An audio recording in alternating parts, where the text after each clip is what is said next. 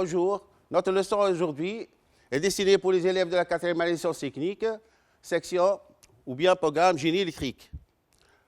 On va poursuivre le chapitre du moteur à 5 30 triphasé dans sa partie commande et protection des moteurs à 5 30. Notre leçon est divisée en deux parties. La première partie, on va voir les appareils de commande et de protection des moteurs. Dans sa deuxième partie, on va démarrer le moteur dans un seul sens de rotation. Commençons par la première partie. Donc, les appareils de commande et de protection des moteurs à 530 triphasés. Je commence par la mise en situation. Donc, elle n'a pas passé, voilà. L'énergie électrique mise à la disposition des industriels ou les particuliers par l'intermédiaire d'un réseau de distribution ne peut pas être reliée en permanence sur l'ensemble des récepteurs. Il est donc nécessaire d'employer des appareils permettant le transfert ou l'interruption en toute sécurité de l'énergie électrique en provenance du réseau de la STEG vers le ou les récepteurs. Toujours dans la mise en situation, ces appareils sont appelés appareils de commande et de protection et ils remplissent trois fonctions de base. Je vous propose une chaîne d'alimentation. Dans cette chaîne d'alimentation, elle est alimentée par un réseau triphasé dans le but d'alimenter un moteur à 5 rangs triphasé. Donc, elle est passée comme ça, voilà.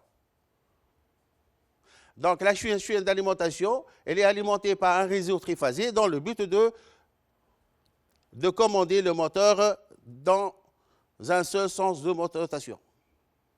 Entre le réseau et le récepteur, il y a trois fonctions qu'on remplisse.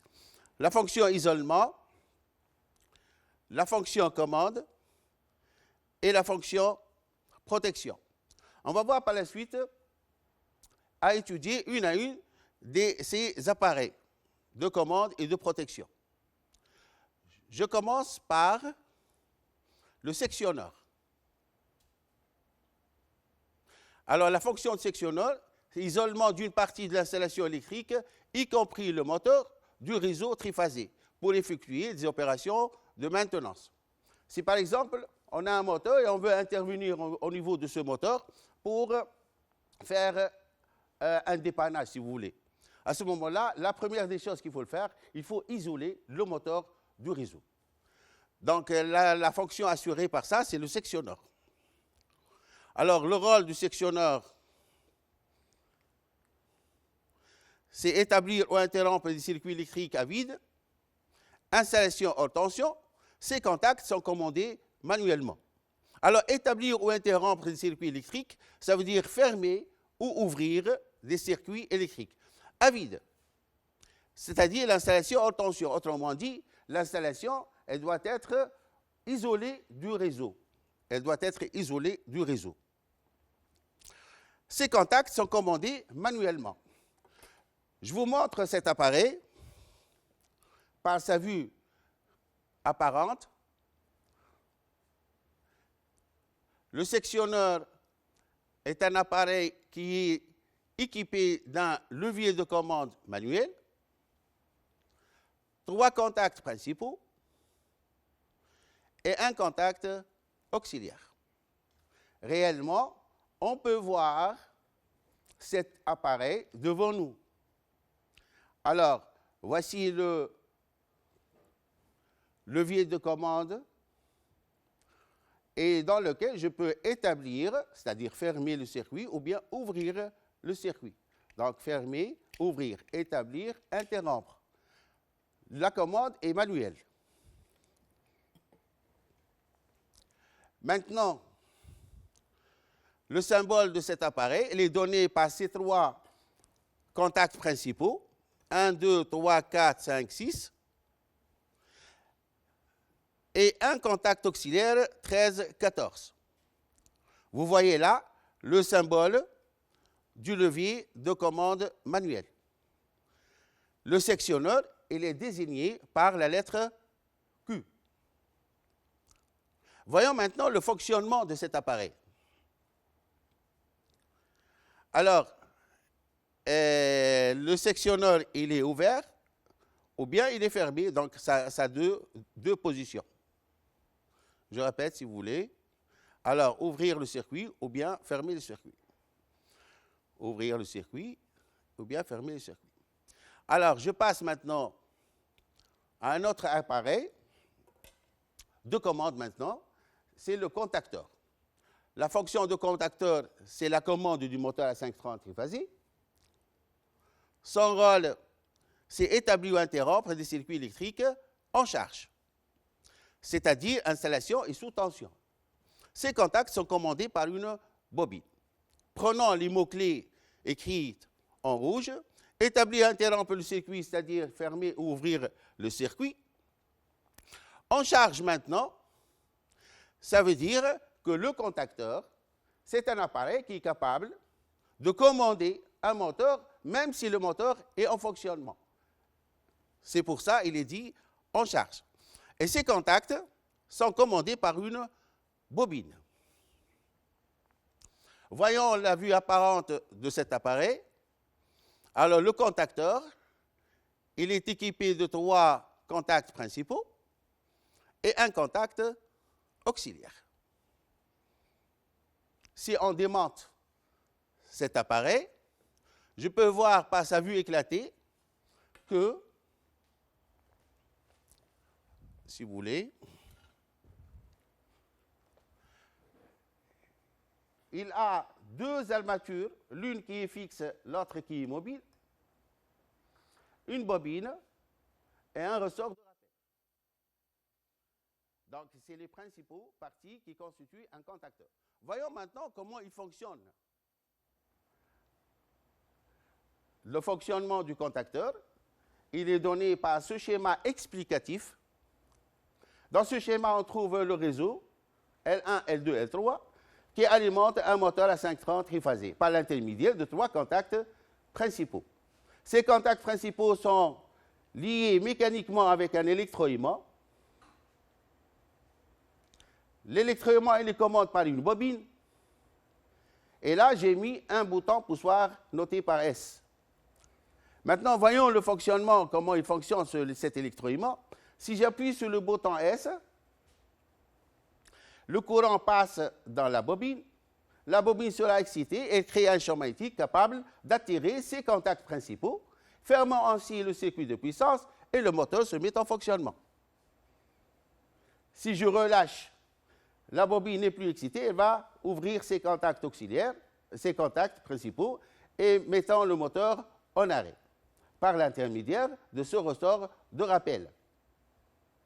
Je répète, je reprends l'essai de nouveau. Alors, je ferme le circuit.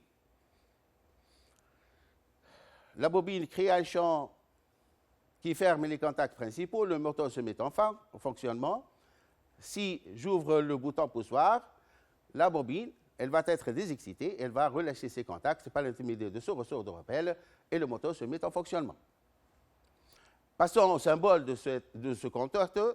Le contacteur, il est donné par ces 3 contacts principaux repérés par 1, 2, 3, 4, 5, 6. Un contact auxiliaire noté par 13, repéré par 13, 14. Et une bobine. On a dit que le contacteur, il est commandé par une bobine. Les 3 contacts principaux, ou bien les 3 contacts plus contact auxiliaire, commandés par une bobine. Alors, cette bobine, elle crée un champ magnétique capable d'attirer tous ces contacts, mettant ainsi le contacteur en fonctionnement. Passons maintenant au relais thermique. Je passe de l'autre côté. Donc, le relais thermique, c'est un appareil de protection. Son rôle est d'interrompre les circuits électriques lors des surintensités dues aux surcharges lentes du moteur au moyen de ces 3 bilames. Je vais essayer d'expliquer les mots-clés qui sont écrits en rouge. Interrompre le circuit, ça veut dire ouvrir le circuit lors des surintensités. Ces surintensités, c'est un courant qui dépasse le courant nominal absorbé par le moteur. Prenons par exemple un moteur qui entraîne un tapis. Sur le tapis, on va mettre par exemple 100 caisses. Le moteur, il est fait pour ça, donc il fonctionne à l'aise. Maintenant, je vais charger le moteur je vais charger le moteur par 200 caisses. Autrement dit, je vais charger un peu plus d'effort qui va fournir le moteur. Autrement dit, il va fournir un couple résistant qui augmente et le moteur, il va essayer au fur et à mesure de répondre aux besoins de la charge. Autrement dit, il va faire un appel d'un courant important. Ce courant, il va passer à travers ces 3 bilames. Les 3 bilames s'échauffent et ouvrant ainsi le circuit de commande, arrêtant ainsi le moteur. Parce que ce courant, cette surintensité, elle peut endommager l'installation comme elle peut endommager les bobines du moteur. Alors maintenant, je vais passer au relais thermique par sa vue apparente. Alors, la vue apparente du relais thermique est donnée par ces 3 contacts principaux. Vous voyez là un contact, ça c'est l'entrée et l'autre c'est la sortie. Entrée, sortie, entrée, sortie. Donc vous avez 3 contacts principaux. Je vous montre que les entrées des contacts principaux. Un contact qui est ouvert et un autre contact qui est fermé. Encore, je trouve dans le relais thermique un bouton qui s'appelle bouton de réarmement. Ce bouton de réarmement, c'est un bouton qui fait reprendre le fonctionnement du relais. Reprenons l'exemple du moteur tout à l'heure. Le moteur, lorsqu'il fonctionne en charge, il continue quand même, lorsque le tapis est surchargé, le moteur continue à fonctionner pendant un temps T. Et ce temps, c'est le temps de surcharge. Alors, après un certain temps, le moteur, qu'est-ce qu'il va faire? Les bilames, ils vont ouvrir les circuits de commande et ouvrant ainsi et arrêter le moteur. Une fois les contacts sont ouverts, alors le contact ouvert sera fermé et le contact fermé sera ouvert. Je dois réarmer le relais thermique pour un éventuel surcharge. Autrement dit, je dois appuyer sur ce bouton pour préparer le relais thermique à fonctionner une autre fois, s'il y avait une charge de nouveau. Maintenant, je passe à la vue éclatée de cet appareil. Donc, je vois là que chacun de ces contacts principaux, il possède une bilame. Chacun des contacts principaux, il possède une bilame. Alors, c'est ces bilames qui agissent pour ouvrir les circuits. Et ouvrir les circuits, c'est-à-dire le contact ouvert sera fermé, le contact fermé sera ouvert. On donne par la suite le symbole du relais thermique. Il est donné par les 3 bilames, repérés par 1, 2, 3, 4, 5, 6. Les 2 contacts auxiliaires, ou bien les contacts de réarmement. Ces 2 contacts sont celui-là et celui-là. Un bouton de réarmement. Au moment de surcharge, les 3 bilames agissent pour ouvrir le contact 95-96 et fermer le contact 96-98. Je vous montre là le bouton de réarmement qu'il faut appuyer après chaque surcharge. Le fusible. La fonction du fusible, c'est non d'autre que la protection. Le rôle du fusible permet d'interrompre le circuit lors des surcharges rapides maintenant. Ce n'est pas comme tout à l'heure, les surcharges sont lentes. Alors, rapide, c'est-à-dire pendant les courts-circuits ou bien dans le cas d'un moteur carré, pendant les courts-circuits, le moteur fait appel à un courant très important. Ce courant monte rapidement et ainsi il peut endommager l'installation comme il peut endommager le moteur ou bien le bobinage du moteur.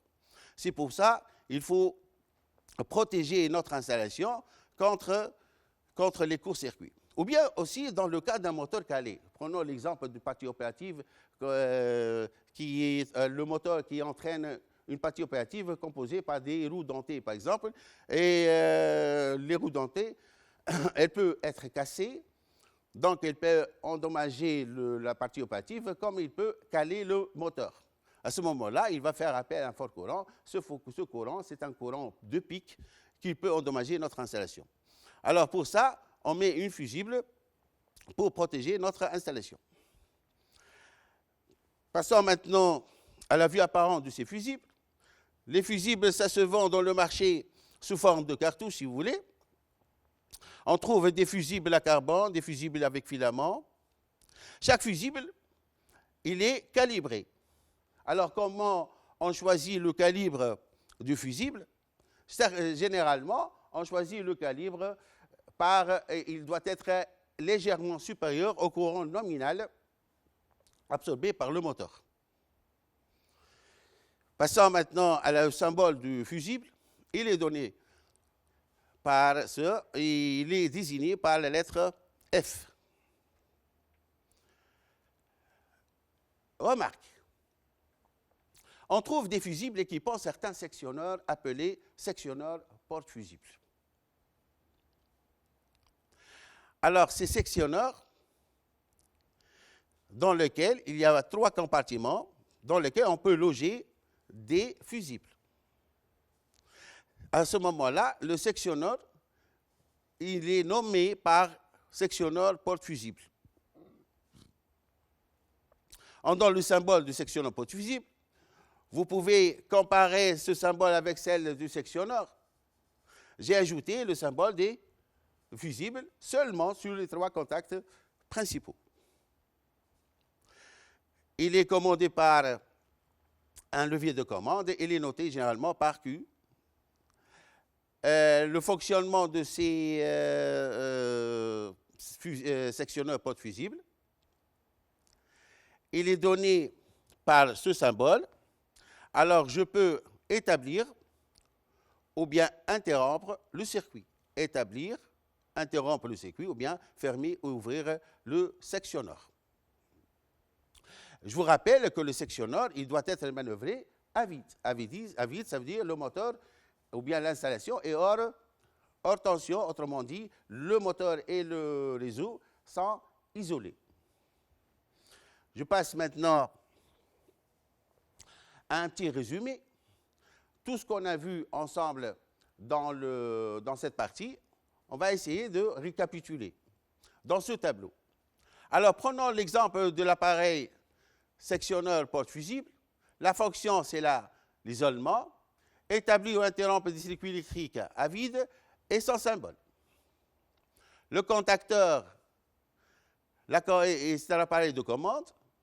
Son rôle est d'établir ou interrompre des circuits électriques en charge, qu'on donne le symbole. Le relais thermique. Mais avant le relais thermique, regardez là une légère différence entre le rôle du sectionneur porte-fusible et le contacteur. Le sectionneur, il est manœuvré à vide, tandis que le contacteur, il est manœuvré en charge. Je passe au relais thermique. C'est un appareil de protection dont le rôle est d'interrompre des circuits électriques lors des surintensité dues aux surcharges lentes, qu'on donne son symbole.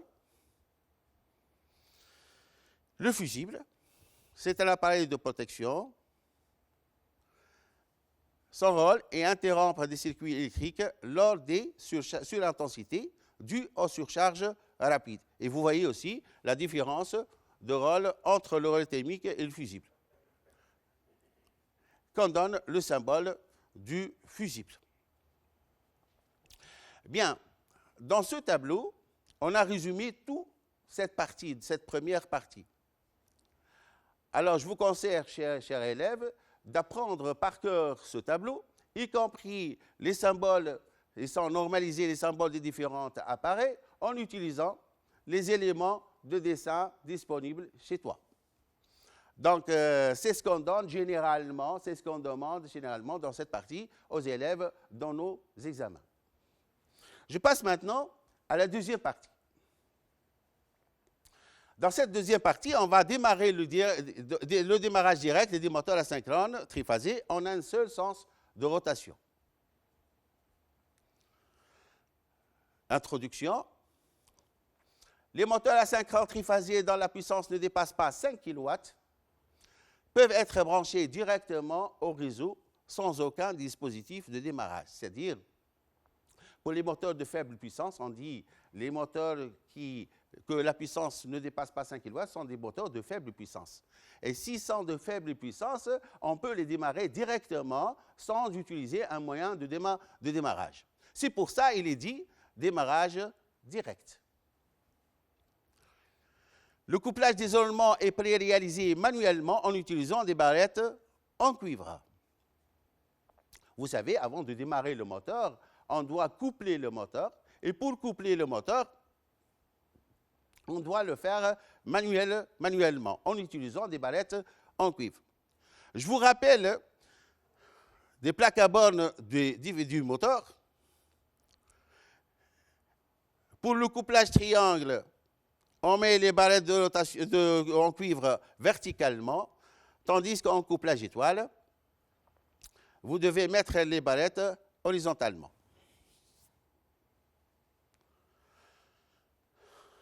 Le schéma des circuits, circuit de puissance. Alors, le circuit de puissance, il est constitué de 3 appareils de commande et de protection. D'après leur symbole, Q, c'est un sectionneur porte-fusible. KM, c'est un contacteur. Et F, c'est un relais thermique. Le circuit de commande, il est donné par le contact auxiliaire du sectionneur porte-fusible, le contact de réel moment du relais thermique. Voilà. Et puis, une boîte à 2 boutons poussoirs. Ces 2 boutons poussoirs, l'une pour arrêter le moteur et l'autre pour la mise en marche du moteur. Et finalement, une bobine du contacteur avec son contact de maintien. Voyons maintenant comment il fonctionne, ce circuit de puissance ainsi que son circuit de commande. Alors, le moteur il est en arrêt. La première des choses qu'il faut faire pendant que le moteur est en arrêt, c'est de fermer le sectionneur. Le sectionneur il doit être manœuvré toujours à vide lorsque le moteur est en arrêt. Alors, fermons le sectionneur. Vous voyez là que le contact auxiliaire du sectionneur a été fermé aussi. Maintenant, la bobine n'est pas excitée puisque le circuit de commande il est encore ouvert. Si j'appuie sur le bouton S2, c'est le bouton de mise en marche, je vois que le courant passe à travers la bobine sera excitée, elle crée un champ magnétique et est capable de quoi faire? De fermer le contact de maintien ainsi que les 3 contacts principaux. Vous voyez là que le courant dans le circuit de puissance passe, le circuit est fermé et le moteur se met en fonctionnement. Je ne vais pas tenir l'action sur le bouton poussoir, donc je dois relâcher. Si je relâche, le moteur continue à fonctionner. Pourquoi? Parce que le courant, il va trouver le chemin par où il va passer à travers le contact auxiliaire du contacteur. Et ce contact auxiliaire, il est nommé aussi, c'est un contact de maintien, parce qu'il va maintenir le fonctionnement de la bobine durant son fonctionnement. Maintenant, pour arrêter le moteur, qu'est-ce qu'il faut faire? Il faut couper le courant sur la bobine. Par quel moyen je dois le faire? Il faut appuyer sur le bouton arrêt S1. Si j'appuie sur S1, j'ouvre le circuit. La bobine n'est plus alimentée. Elle va relâcher ses contacts et le moteur sera en arrêt.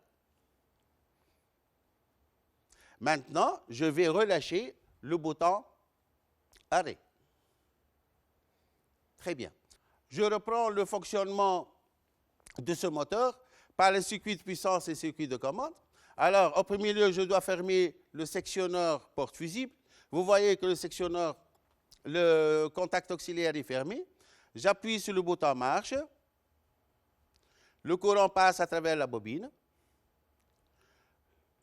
La bobine sera excitée et elle crée un champ magnétique capable d'attirer ses contacts le contact auxiliaire et les contacts principaux sont fermés. Le circuit de puissance sera traversé par le courant vers le moteur et le moteur se met en fonctionnement. Maintenant, je vais relâcher le contact, le bouton poussoir S2. Le moteur continue à fonctionner. Et si j'appuie sur le bouton arrêt, je coupe le courant sur la bobine. La bobine n'est plus excitée, elle va relâcher ses contacts, le contact de maintien et les 3 contacts principaux. Et le moteur ainsi se met en arrêt. Bien, je passe maintenant. Je passe à la simulation par logiciel. Tout ce qu'on a vu tout à l'heure, c'est une explication ou bien animation théorique. Pour s'approcher à la réalité, on passe à la simulation par logiciel et voyons la simulation de notre schéma de puissance et le schéma ou bien le circuit de commande. Alors, je passe au circuit. Alors, notre circuit, il est composé de réseaux triphasés, un circuit de puissance et un circuit de commande. Le circuit de puissance, il est donné par le sectionneur porte fusible, le contacteur, le relais thermique. Aussi bien le circuit de commande est donné par le contact auxiliaire du sectionneur porte fusible, le contact de relayement du relais thermique, un bouton arrêt puisqu'il est fermé, un bouton marche puisqu'il est ouvert, le contact de maintien et la bobine du contacteur KM1. Commençons la simulation. Alors, au premier lieu, le moteur est en arrêt. Je dois appuyer sur le sectionneur porte fusible et j'appuie sur le bouton marche. Vous entendez le bruit du moteur qui fonctionne. Bien sûr, si je relâche, le moteur reste en fonctionnement. Pour arrêter le moteur, j'appuie sur l'arrêt.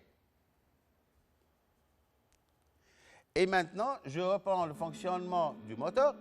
Et ensemble, on va essayer de simuler la surcharge qui est lente du moteur. Alors, je suppose que le moteur est surchargé. Autrement dit, je vais provoquer l'ouverture de son contact de réarmement, F1. Si j'appuie sur F1, si le contact F1 s'ouvre, mettant ainsi le moteur en arrêt.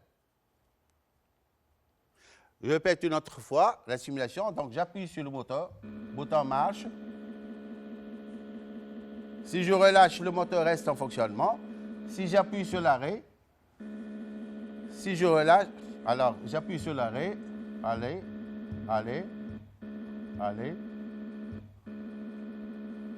Ah, le moteur marche et est appuyé déjà. C'est pour ça, parce que le moteur marche et j'ai oublié d'ouvrir. Donc, je dois ouvrir. Donc, je répète de nouveau. J'appuie sur le bouton marche et j'appuie sur le bouton arrêt. Après avoir réalisé l'animation théorique, et on a passé à la simulation, on passe maintenant à l'essai pratique.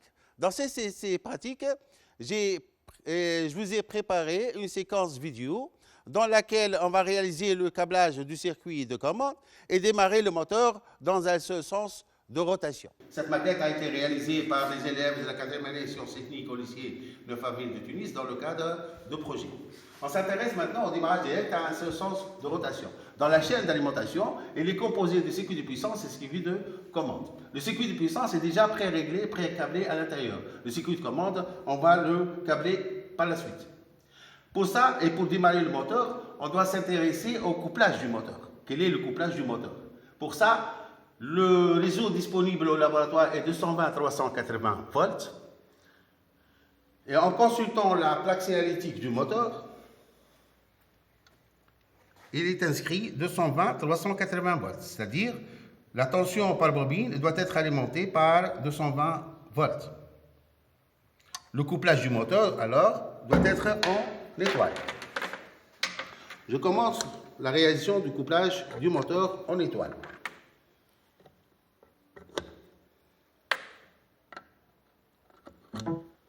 Et je branche le moteur sur la maquette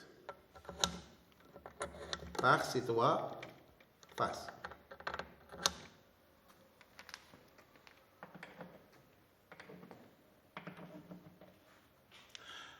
Maintenant, on va commencer le câblage du circuit de commande. Pour ça, on doit savoir la tension de la bobine du contacteur. Elle doit être alimentée par une tension égale à 380 volts.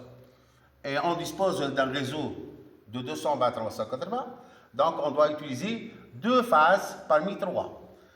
Je vais choisir la phase 2 et la phase 3. Je commence à brancher à la phase 3 vers le fusible, du fusible vers le relais thermique, du relais thermique vers le bouton arrêt, du bouton arrêt vers le bouton marche, du bouton marche vers la bobine du contacteur et de la bobine du contacteur vers la phase 2. Par la suite, il reste un contact qui n'est pas branché. Ce contact, ce n'est d'autre que le contact de maintien de la bobine. Voilà bien, du contacteur. Alors, ce contact, il doit être branché en parallèle avec le bouton marche.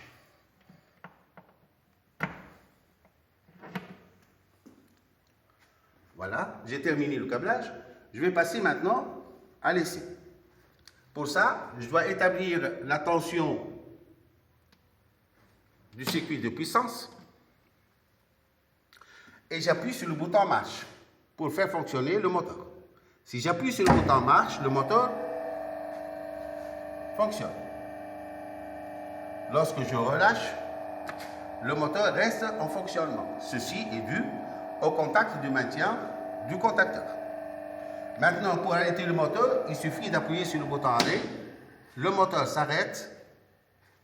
Et si je relâche, le moteur reste en arrêt.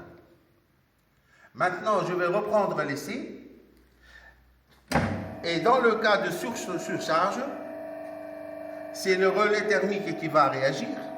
En appuyant sur le bouton rouge, c'est le bouton de réarmement, le moteur s'arrête.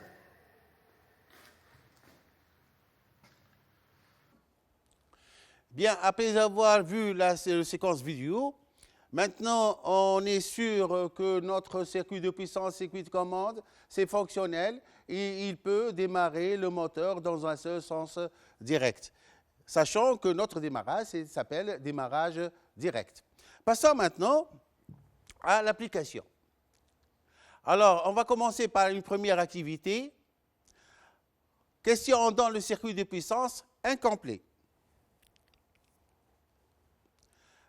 On vous demande de représenter les symboles des appareils de commande et de protection. Deuxième question, complétez le tableau ci-dessous. Alors, je commence par la première question, à représenter les symboles des appareils de commande et de protection. La représentation, cher élève, doit être normalisée en utilisant le matériel de dessin. Elle est bien faite, sachant que ces symboles sont normalisés. Donc, c'est ce qu'on demande généralement dans nos sujets d'examen. Alors, je commence à représenter les appareils de commande et de protection. Q, on sait très bien que Q, c'est un sectionneur porte-fusible. Donc, je représente le sectionneur porte-fusible, le contacteur, et puis le relais thermique. Je vous conseille de représenter ça soigneusement. Je passe maintenant à compléter le tableau par les appareils correspondants, la fonction et le rôle de chaque appareil. Alors, Q, ce n'est d'autre qu'un sectionneur porte-fusible. La fonction du sectionneur, c'est un appareil d'isolement pour isoler le moteur ou bien l'installation du réseau. Et son rôle, c'est d'établir ou interrompre le circuit à vide. N'oubliez pas que c'est à vide. Le contacteur, noté ou elle est désigné par KM, et nous donne la fonction, c'est la commande, et son rôle, c'est d'établir ou interrompre le circuit en charge. Et je vous rappelle que toujours, il y a une légère différence de rôle entre le fusible, entre le sectionneur porte fusible et le contacteur. C'est point de vue, le circuit, il est à vide, et là, il est en charge. Donc, il faut apprendre tout ça. Le relais thermique, sa fonction, c'est la protection, et le rôle, c'est interrompre le circuit lors des surintensités dues aux surcharges lentes. Ça, c'est une première application. Je passe aux deuxième application, activité 2. Maintenant, on donne les deux circuits, commande et puissance. On donne le circuit de puissance et le circuit de commande incomplet. Première question, compléter le circuit de puissance par la représentation des appareils de commande et de protection permettant le démarrage direct du moteur dans un seul sens. Deuxième question, compléter le circuit de commande en ajoutant la désignation de ces éléments. Troisième question, quel est le rôle de chacun des boutons S1 bar, S2 dans le circuit de commande? Alors, je commence par la première question, à représenter, donc c'est déjà fait tout à l'heure pendant la première activité. D'accord? Par la suite, on constate que dans notre circuit de commande, j'ai utilisé un nouveau appareil. Cet appareil, c'est le transformateur abaisseur de 380 vers 24 volts. Dans quel but j'utilise cet appareil, le transformateur abaisseur? Je constate que notre bobine du contacteur elle doit être alimentée par 24 volts alternatifs. Donc, elle doit être alimentée par une tension réduite dans le but de sécuriser l'utilisateur. L'utilisateur, il doit manipuler, appuyer sur les boutons de marche et d'arrêt. À ce moment-là, on doit alimenter le circuit de commande avec une tension très basse tension pour sécuriser l'utilisateur. Donc, c'est pour ça, et dans la plupart des circuits de commande, on utilise des transformateurs abaisseurs. Bien, maintenant, je vais compléter le circuit de commande par les désignations de ces éléments. Je sais que le sectionneur porte fusible, il contient un